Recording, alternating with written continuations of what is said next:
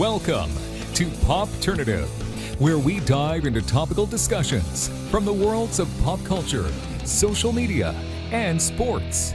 Here is your host, Peter Remoliotis, aka PD Beats. Hello and welcome to the Popternative podcast. This is the podcast where we have digital dialogues for the worlds of social media, sports, and pop culture. And this is our first show of 2017, so we wish everyone a happy new year full of success and good health.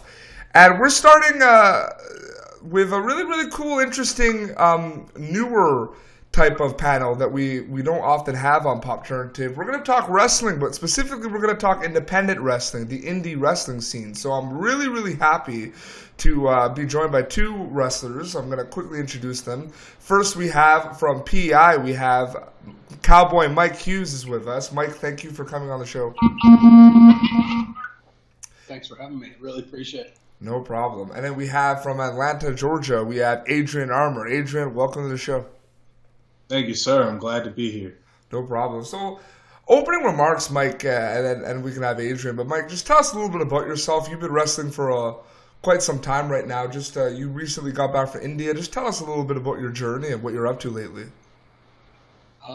Lately, I'm actually running a promotion of my own. Like you said, I've been in the business a while. I've been in 19 years now, and I was very lucky. I got to be a part of the territory system back when we were working 7 days a week on Sundays, and the business has changed a lot. From the time I got in till right now, and right now I stopped being like a full-time 250 match a year wrestler back in 2007, 2008, and now I'm mostly working 50 shows a year. But I'm on the promoting side of it now and producing television up here in Canada. So that's kind of the change from what I did. And like Adrian said, he's one of the young bucks now coming in. So, it is kind of going to be cool because you got two totally different, probably a lot same wrestling's wrestling, but two different perspectives on, I know you want to talk about indie pro wrestling today, and he sees it a lot different than I see it. I'll guarantee that because I don't really understand a whole lot of how to be an indie pro wrestler today compared to when I started. So yeah, I think this is going to be a great conversation today. Great. And Adrian from Atlanta, Georgia, I've seen a lot of your promos. I've seen a lot of your tapes. Kind of what Mike said. Tell us a little bit, first of all, about, the indie scene in, Atlanta. Not necessarily just, in general in the U.S., because I find it interesting we have a Canadian wrestler and an American wrestler. So talk about literally what's been happening lately with Adrian Armour. Adrian Armour's insane. No, to be completely honest, I'll go ahead and put this out there. There isn't an indie scene in Atlanta. Okay. There's one independent promotion in the actual city of Atlanta Wrestling Entertainment, and they really gambled with it because everyone was saying you won't draw in Atlanta. No one will go to Atlanta for wrestling anymore. Wrestling is dead in Atlanta, and that's why there's maybe 12 to 15 promotions 40 miles around Atlanta, but not in Atlanta. But now that promotion's been running for about 3 years now, and they're rolling strong. I'm really happy to be a part of it pretty much since day one. And that's been kind of my big driving factor in my journey. I've wrestled David Starr there twice. I've wrestled Ethan Page there. I've wrestled, Donovan Dijak there. I've wrestled a lot of my bigger matches there, and that's what's put me onto the scene to go to New York, to go to Indiana, planning a trip to go to Canada. So things of that nature, that's what's really kind of put me out there to a lot of people. Wow. So, right off the bat, and Mike, you could start us off, take us through, especially like in your, earlier days of a wrestler, take us through what it's like, because a lot of right now wrestling and podcasts, they're intertwined. Wrestling podcasts, people are loving a lot of the content that a lot of wrestling podcasts are putting out because you get the behind the scenes stories and you kind of get like the a day in the life type thing. So someone like you who's been doing it for a long, long time, take us a little bit through the day to day. Like, what is it like? Like, what do you do? What's your routine like? How's it changed? It's changed significantly. Like when I broke in, I met Edge and Christian and Scott D'Amore, and there was a guy named Glenn Kolka who hadn't even signed with WWE at that time. They were working for Grand Prix Wrestling in the Maritimes, which was Rene Dupre's territory, which was one of the biggest territories in the world at the time.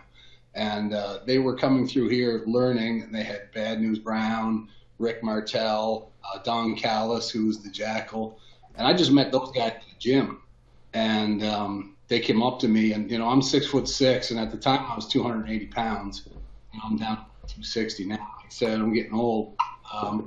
So I met them, and they said, you should give this a try. You're a big dude, and you should. You have a lot of charisma. People in this gym are just responding to you. It's a small town. Prince Edward Island's a small island off the east coast of Canada. There's 150,000 people here. It's beautiful, all white sandy beaches, and it's great like that. But so everybody, and they took me knowing everybody as having charisma, I guess. So Glenn Kolka and Edge gave me the phone number to Emile Dupre, so give him a call, go get trained. So it was different back then. There was very few wrestling schools at the time, and some of these old school guys, they didn't want anybody, new guys coming into the business. So I packed up my dog at the time, and I had an old Chevy van. I threw the sleeping bag in the back, and I went over and I said, I'm going to go try to be a pro wrestler. And I went over there, and the old timers beat the shit out of me before they taught me how to do anything.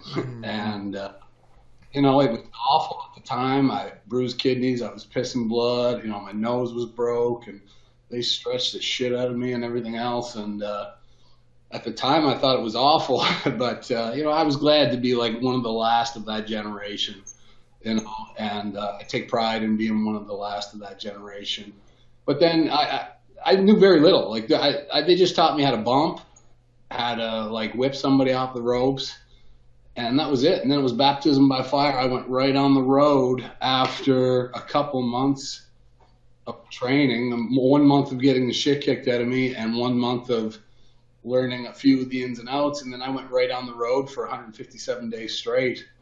And, I carried the boys' bags, and I set up the ring every night by myself. And I ran and got the guys food at the end of the night. And, I did all that. But, I was very fortunate that I got to learn from a lot of old veterans that, Leo Burke, the Beast, the Cuban Assassin, all these guys that, trained the Bret Harts, the Davey Boy Smiths, all those Canadian icons, the guys who paved the way for those guys. I was very fortunate I got to train and learn with the same owners, but it was different. Every morning we had to get up, we had to get to the gym, and then I was fortunate the old timers would spend some time with me in the hotel. They'd throw the mattresses on the floor and they'd say, "Hey kid, you messed this up, and tonight you're going to get a receipt. So I'm going to show you how to do it right." And they showed you how to do it right, and and then they watched your matches. I was very fortunate, like I said, the Beast and the Cuban and Leo. They watched my matches and they would tell me. But that's how I learned. I didn't have the advantage of going to wrestling school, and I sucked. The first year, I sucked bad, but it was a learning experience. Every time you made a mistake, you never forgot. So, but it was bred into us that you had to act like a professional athlete. You had to carry yourself when you were in all these different towns like you were a superstar. Mm-hmm. We went to the gym every day, and we went at the gym, and we went out that night. And another part that's changed dramatically is that it was kind of part of your job to go out that night mm-hmm. and be seen. Because you were back to that town probably 10 days, 2 weeks from then, and they wanted you to create a stir. So you went to the bar that night, and, somebody chirped off. You were expected to slap the shit out of them, let them know the job was real, even though you didn't. Yeah. It changed, and probably for the better, but, well, I don't know. I love the old days, but, you don't have to worry about getting assault charges, and you don't have to worry about, we didn't have iPhones and cameras, and people weren't taking pictures of you doing all the other stuff then too. So it's changed, and promoting yourself was different. We didn't have social media. Yeah. which That's something we're going to talk. That's something that we're definitely going to get to as well. The social media aspect of it. So I'll leave it at that. We'll get to that later. But that's how I was, brought in, and that's kind of how I got started. So great. And it's funny because your little story kind of started with something, Adrian, you said right before we went on air about in the wrestling scene. It's who you know.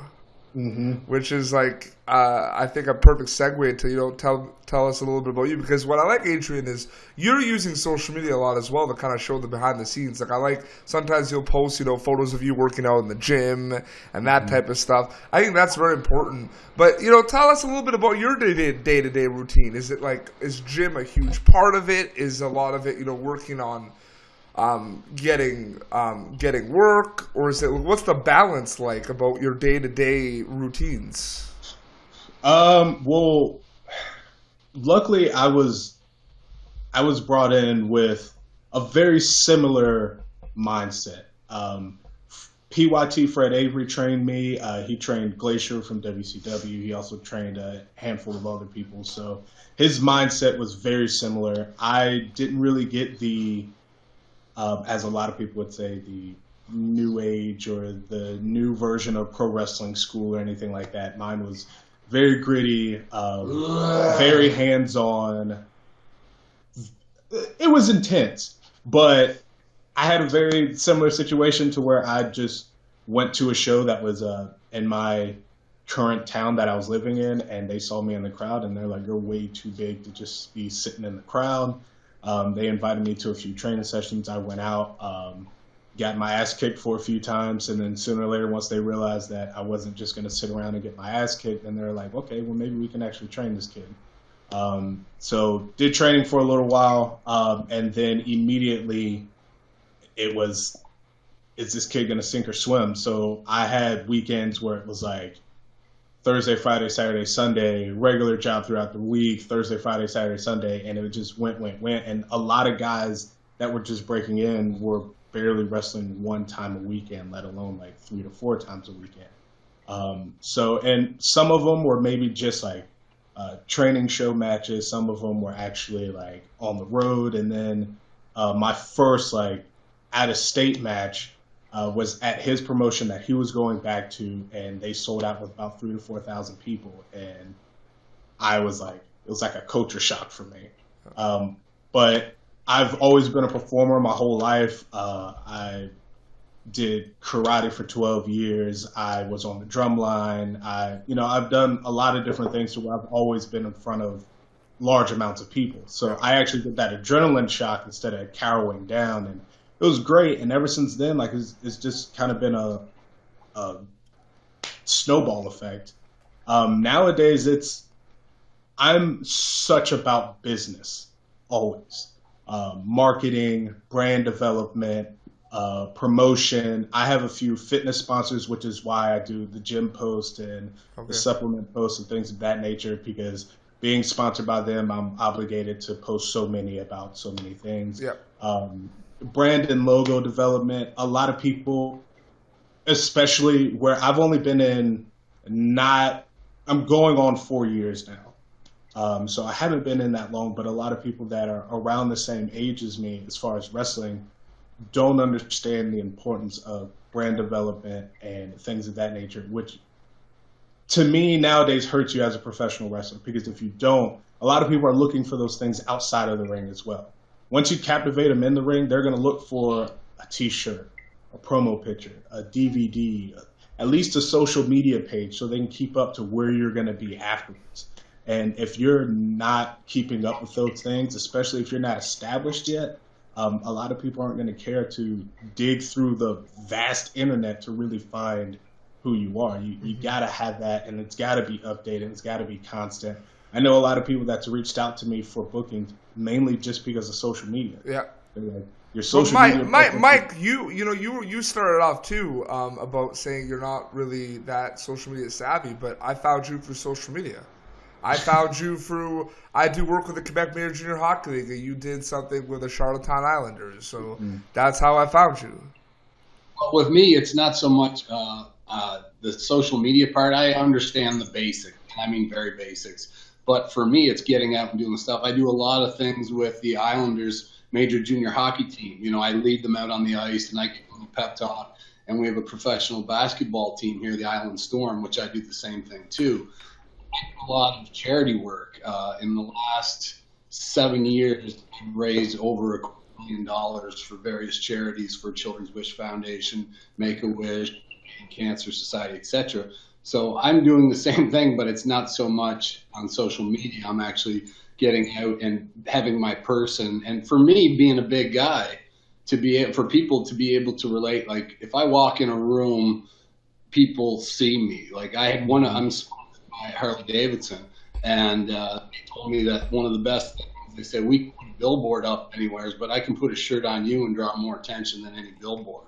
You know, I'm a big guy, I have long hair, I'm tattooed one whole side of my body, and I'm not the one that everybody's scared of because I do so much work, and I do so much work in the community. So they're not really scared of me, but they know who I am. So people who don't know who I am, when I walk in a room, they ask, who is that? You know, if they don't know. So that's more than the social media. And then the other, the hockey teams and the basketball teams and the charities put my name on a lot of social media. So I think I benefit from it, but I'm not actually the one doing the hands-on part of it. Mm-hmm. And that's the part like that Adrian has going on that I need to understand more today. Like I said, I'm doing more. I'm only in the ring, like I said, maybe 50 matches a year anymore.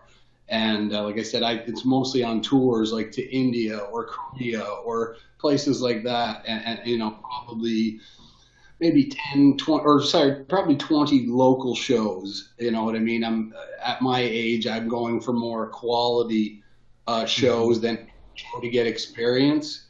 So, you know, that's the only difference. And that's how social media and me relate. But I have to learn more about it. That's something that, you know, you always hear all these old timers, the business today, you know, it's not, no, it's changed. And if you're not willing to change with the business is going to leave you behind. This business doesn't, we are what we are. We're flesh and meat to this business. And, you know, you hope in your time here, you get to, you know, maybe inspire some people and you get to take the advantages of traveling the world from this business. But it'll leave you behind if you don't change with it. And if you're one of these old guys that decides that you're not changing with business, you'll be behind and forgotten and just like that. So.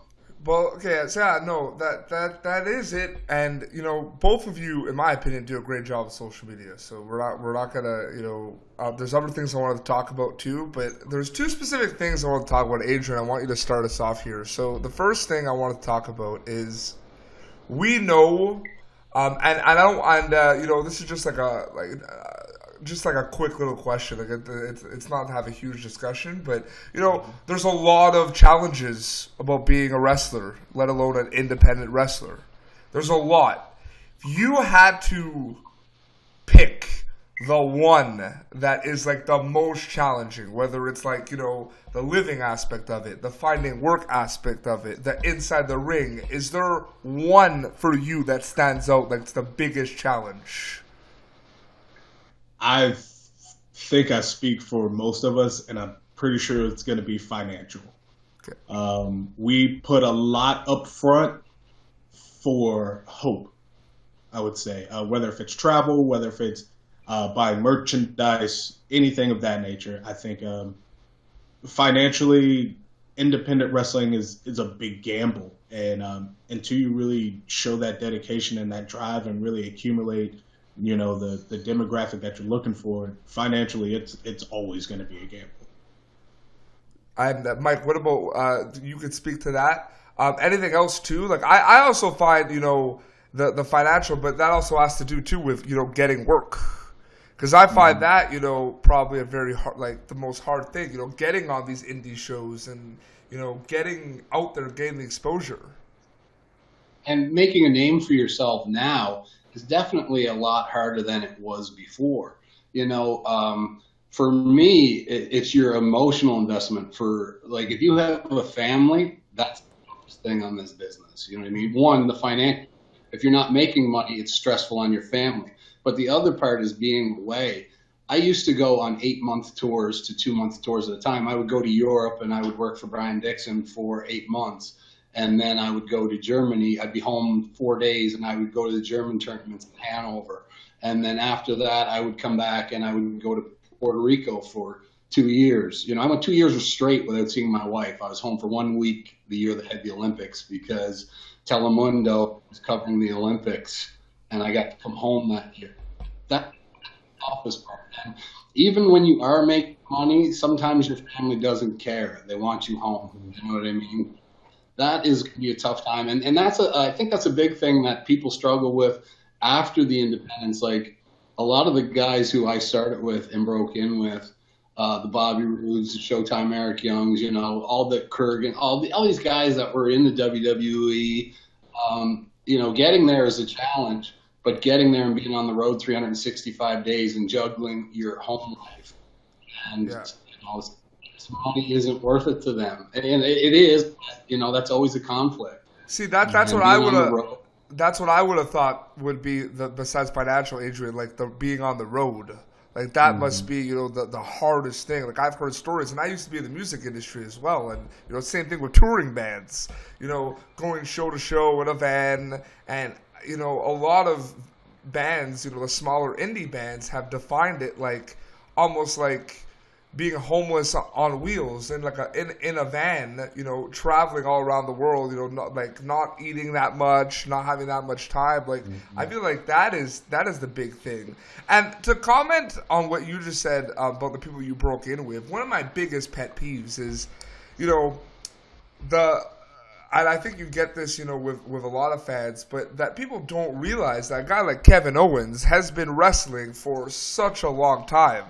And then a lot of people on social media were acting like they never, heard of him before he was Kevin Owens. They didn't realize that he was in Ring of Honor. They didn't realize even before Ring of Honor what he was doing. I remember, my friend saw him at the small little fairs, like the county fairs, and he was wrestling, And that must be something interesting too in this industry, that people don't realize how long it takes to get where you are. Right, Mike?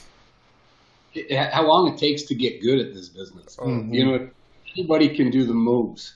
Like you can teach anybody to do moves within a year. Teaching people when to do the moves and how to emotionally engage people in the audience is the toughest thing, and finding the best way for you to be able to interact with the audience and get them emotionally attached to you.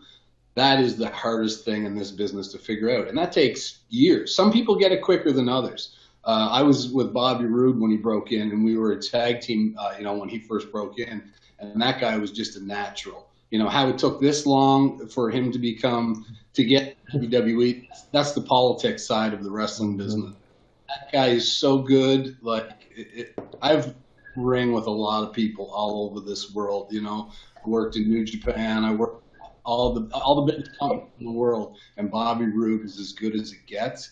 And for them to take this long to figure it out, that's and that's the other side of the business. There's politics in this business, like Adrian said, all about who you know, and sometimes about who doesn't know you. And but there was a time too where a lot of these guys were happy in TNA and Impact Wrestling. Like there was a time where, pardon me, made great money. Bob, Eric, and all those guys, good money, better money than most of the guys in WWE. That there was no reason to leave back then. They were guaranteed a spot. They were guaranteed money. So those guys had great careers there. Bobby and I talked about this not too long ago, and those guys did all for themselves. Yeah. No, and I understand you wrestle with him, but did you? I should have done my research before, but did you do anything with TNA or Ring of Honor, Mike? Never. You know what? I haven't wrestled in the States that much. Early in my career, I wrestled a bit in Maine, and I don't really count Puerto Rico as part of the States. I don't think it's really counted as part of the States, but I haven't touched much of the States at all, and I honestly don't understand a lot. John Brumbrow there, he's a good friend of mine I brought him up here for a tour in Newfoundland, and we spent a couple of weeks together. And we did some we did Labrador, Newfoundland, and that's a 12-hour drive. And you sit there and talk about stuff, but I don't understand the American wrestling independent scene, like the state to state part and how to get known. And this guy, I've honestly, I've never been in the American wrestling scene at all.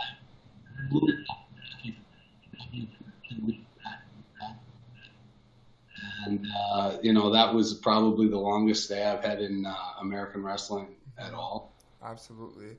And another thing too, to relate to that point, Adrian, that I want to ask you specifically is you're newer, you're younger, you're one could argue, an up and coming wrestler. You're like kind of already doing a lot of cool stuff on social media. You have endorsements and everything. The one thing I spoke to you about on Twitter yesterday was you're seeing the bigger brands like, WWE and Ring of Honor, doing those casual contracts where, they hire someone for, the Cruiserweight Classic, or they hire some people just for some stints in the NXT. Now, they're not necessarily like full-time WWE. Now, we're seeing a lot of them like Johnny Gargano and Tommaso Ciampa and a lot of others that have signed full-time.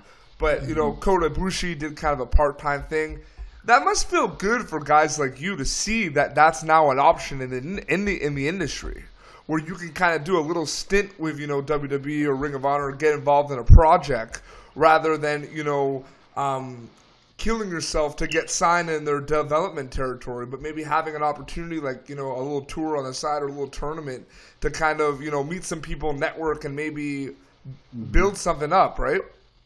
Yeah, and in either way, actually, whether if you're actually the one signing the part-time deal or someone that signs the part-time deal. Like I said before, it's who you know. And a lot of the people that's participated in a lot of these tournaments or one-shots or part-time deals are either really close personal friends of mine or, someone that I just wrestled. Like guys like Cedric Alexander. He's been through Atlanta several times right before he went to do the CWC. Lince Dorado, I wrestled him in maybe my third or fourth out-of-state match. Wow. So I've known him for a while. So it's kind of crazy to see how all that rolls. I think it's great. It's a huge opportunity. It's a great opportunity to kind of put a new spin and try to recreate some kind of territory system to where it's not just the big guy and everyone else that's little.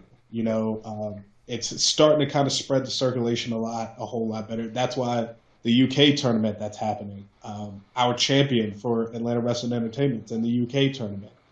So that's a big deal, not only for him, but for the promotion as well. Yeah, for you guys, absolutely.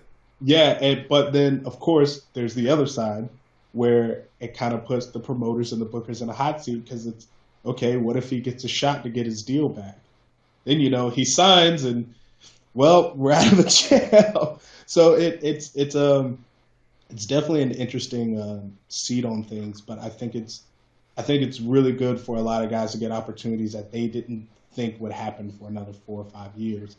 Some people pick up the business a little faster than others. Some people just have matches in front of the right people. I know Uhaa Nation, only been in the business 5 to 6 years, now on SmackDown as Apollo Crews. Some people don't have that 5 to 6 year time span. But he was a freak of nature, started the business, and then started rolling, went to Japan, came back, and is killing it ever since. A great work ethic, too. That's what I heard. I heard he just has a really good – I think, Mike, work ethic is the really important thing, too, and that's how you see guys excel faster because of the way they work. And a super genuine nice guy, too. You have to be in the gym, and you have to be respectful, and sticking out to by being an asshole isn't going to get you anywhere because that spreads wildfire. You know what I mean? That'll be quicker than the guy's a nice guy. You know what I mean? That can get you close the door before you even seen the door. Mm-hmm. So being respectful and just being polite and putting in the work in the gym. People who are serious about this business think highly of people that put the effort and the time in business. If you're on the road, and you're getting up every morning to go to the gym. And when you're on tour, there's one vehicle going to the gym, and you see guys that go to the gym with you, and you see 5 guys with beer bellies sitting back eating Doritos at the hotel room.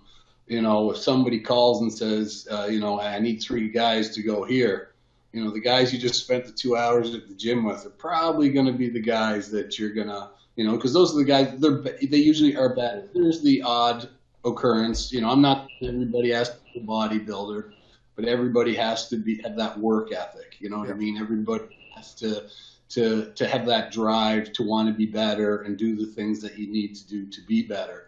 And people will speak highly of that whenever, you get somebody asks you, so that's the way to get in this business as well, is being a nice Yeah, because like Kevin Owens and Apollo Crews, and I've read about this all over the internet, Adrian. It's like those 2 guys, if you notice, compared to other guys that started, in NXT, those guys had quicker paths to the main roster than everyone else. And what I heard is, it's the work ethic. They're told to do things, they do it. They go to the gym at a certain time, they do it, and that kind of sparks their path to success. But I just wanted to say too that I'm really happy to have you guys on the show, because all my life I've been a big wrestling fan, and I respect the craft of what you guys do, because you guys are athletes, you guys are entertainers, you guys are actors, you guys are doing so many different things, you guys are stuntmen, and it's fantastic. And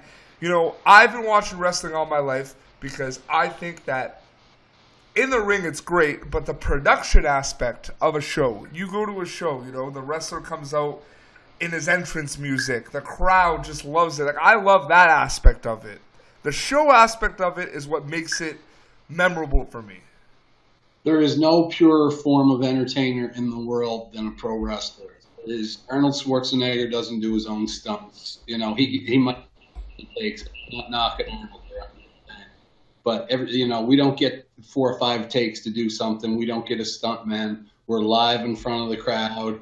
We do it, and if we mess it up, we cover it and we get it done. And that's always been a bone of contention with me. Is whenever I would hear people say, that's fake, or you guys aren't real entertainers, or you guys, and when you try to get it's better now, but before, when you try to get serious respect, the sports page wouldn't write about you because you weren't a sport.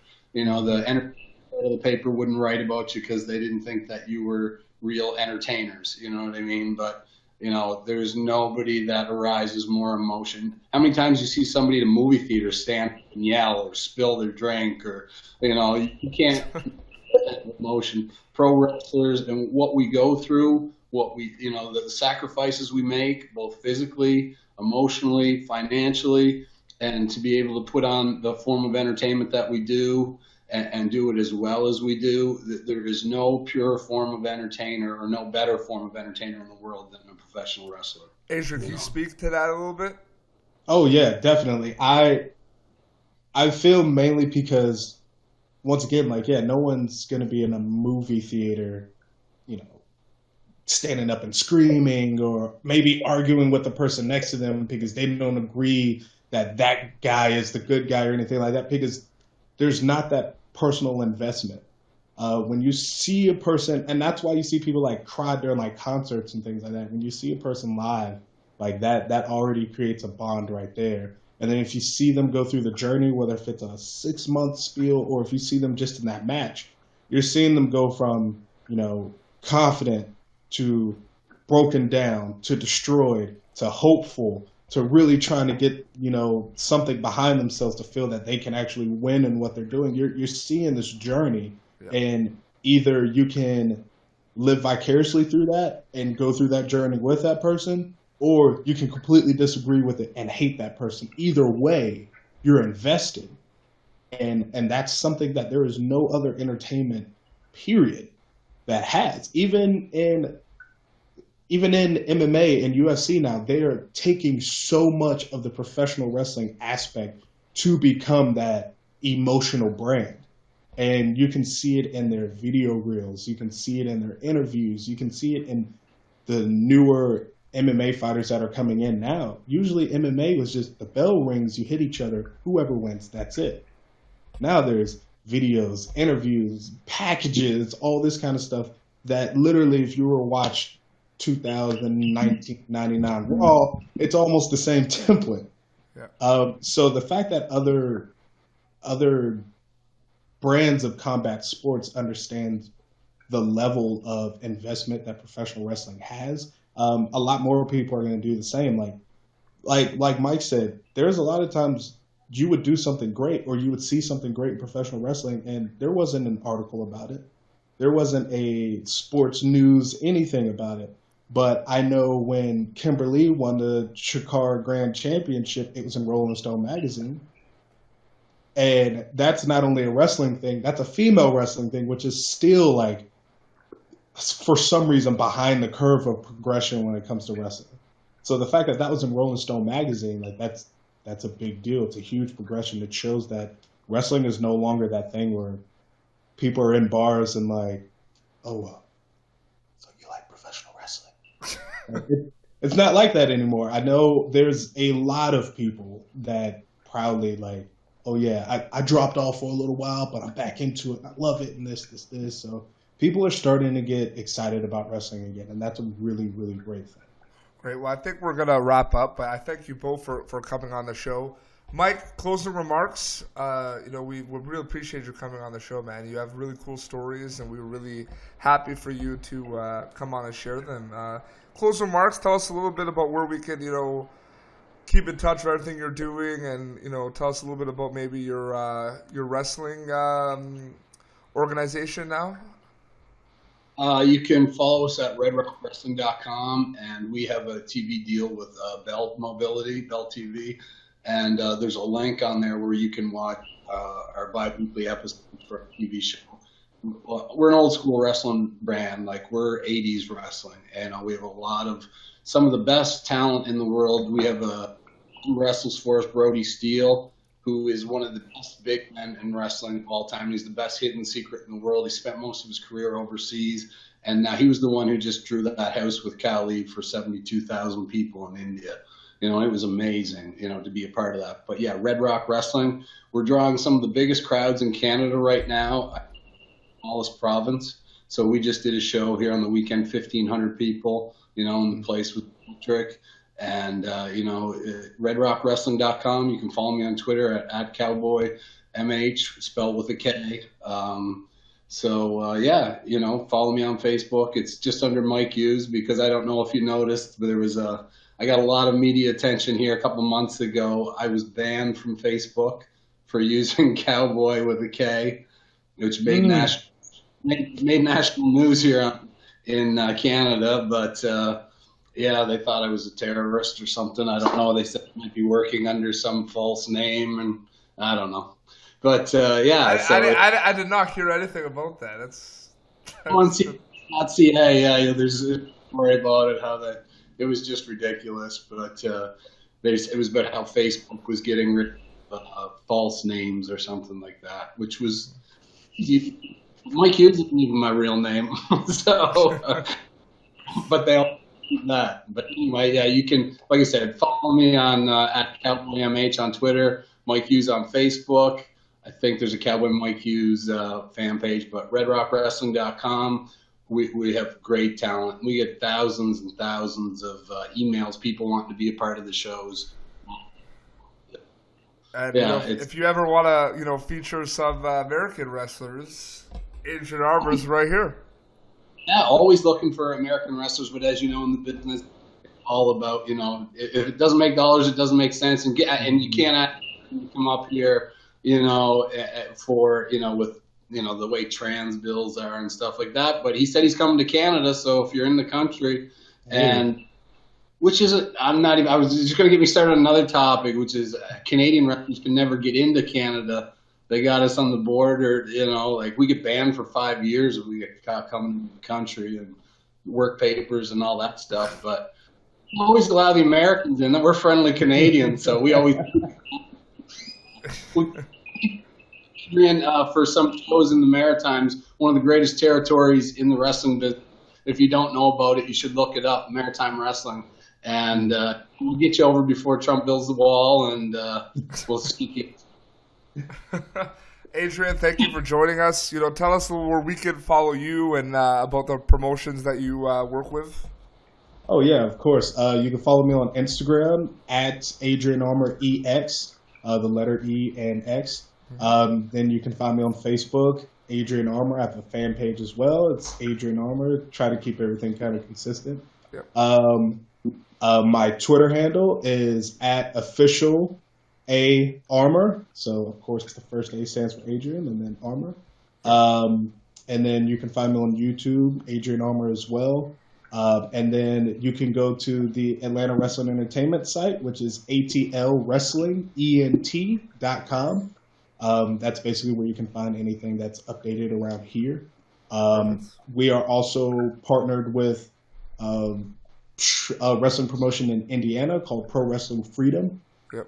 So you can find me over there as well. I've been to places like Tier 1 and Wrestler Laboratories up in Brooklyn, New York. I've also been down to Orlando, Florida as well. So, like I said, kind of around the Southeast, but venturing more towards the Midwest this year. Hopefully crossing a few borders this year as well. But if you keep up with all those social media things, yeah, that was all of them, then you're good to go. Great, guys. Well, thank you, Mike. Thank you, Adrian. This has been Popternative, the first episode of 2017. You can catch previous episodes of Popternative everywhere now. Basically, we were originally just on Facebook video and YouTube, but now you can listen to our shows on iTunes, which is a pretty cool step and a pretty cool new thing for our show. More ways to access our shows. So Stitcher, TuneIn, all that. So thank you, Mike. Thank you, Adrian. You can follow us on Twitter at Popternative. You can like us on Facebook at Popternative. Thank you all, and have a great day. Thank you for tuning in to Popternative. Make sure to check out our past episodes of Popternative on YouTube. Be sure to like Popternative on Facebook and follow us on Twitter.